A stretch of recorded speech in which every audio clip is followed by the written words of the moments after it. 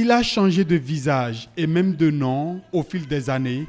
Le principal et emblématique stade omnisport du Bénin, l'un des symboles de la riche coopération entre le Bénin et la Chine, qui dure depuis un demi-siècle dans le domaine du sport.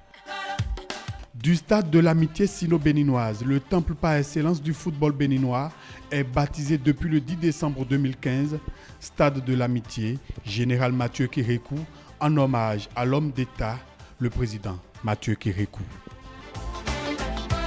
C'est sous son règne, en pleine période révolutionnaire, qu'est née l'idée de doter le pays d'une infrastructure d'envergure internationale pour la pratique du sport. La révolution à l'époque avait compris qu'il fallait avoir, bien sûr, un stade dans chaque province. Mais il faut avoir aussi un stade donc, de référence. Le projet va prendre corps sous le ministre des Sports d'alors, Vincent Guézaudier. Et avec des partenaires chinois. Puis après, le colonel Biaou, qui était capitaine en ce moment, l'a poursuivi, mais lui n'est pas resté longtemps. Donc, moi j'ai repris parce que je trouvais le projet vraiment très bien, si cela pouvait être réalisé. Le 6 septembre 1976, les travaux de la construction du stade sont lancés. Ils sont confiés à la Chine qui finance entièrement la réalisation à hauteur de 10 millions de dollars.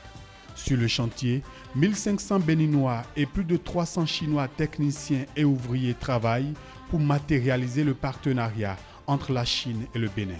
Le projet a duré 6 ans, du 6 septembre 1976 au 28 novembre 1982.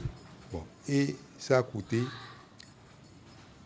un peu moins de 8 milliards de francs CFA.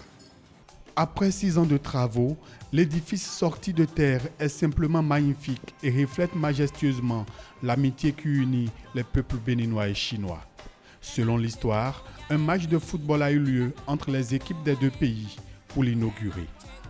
Au fil du temps, plusieurs événements sportifs et culturels majeurs s'organisent dans cette enceinte. Des talents y émergent, de grands pays célèbres d'Afrique en sport s'y produisent. 2010, cette qualification est là. Après 35 ans d'exploitation intense, des travaux de rénovation sont engagés pour permettre au stade de l'amitié Général Mathieu Kérékou de faire peau neuve et de surtout répondre aux nouvelles normes de la Fédération internationale de football association, FIFA. Le Bénin, une fois encore, se tourne vers la Chine. En mars 2016, une convention est signée entre les parties béninoises et chinoises. Le procès verbal des travaux de réhabilitation de stade s'inscrit dans le cadre de la coopération sino-béninoise dans le secteur d'infrastructure. Le 1er novembre 2018, le site est remis officiellement à l'entreprise chinoise pour le métamorphoser. Une course contre la montre est lancée. Les jours s'enchaînent, les nuits s'enchaînent, les mois aussi. Le 1er juillet 2021, le stade de l'amitié Général Mathieu Kérékou, après 32 mois de travaux, est remis aux autorités béninoises. Il répond désormais aux nouvelles normes internationales exigées par la FIFA et peut abriter des matchs de grande envergure. Pour avoir ce résultat, environ 13 milliards de francs CFA ont été injectés dans le projet. La remise de ce projet de coopération amicale exprime l'amitié constante de la Chine ainsi que sa volonté de raffermir encore plus davantage cette coopération avec son frère béninois. La Chine, dans sa relation avec le Bénin, accompagne également plusieurs fédérations sportives. Il s'agit notamment du tennis de table, du wushu, le badminton et le kung-fu.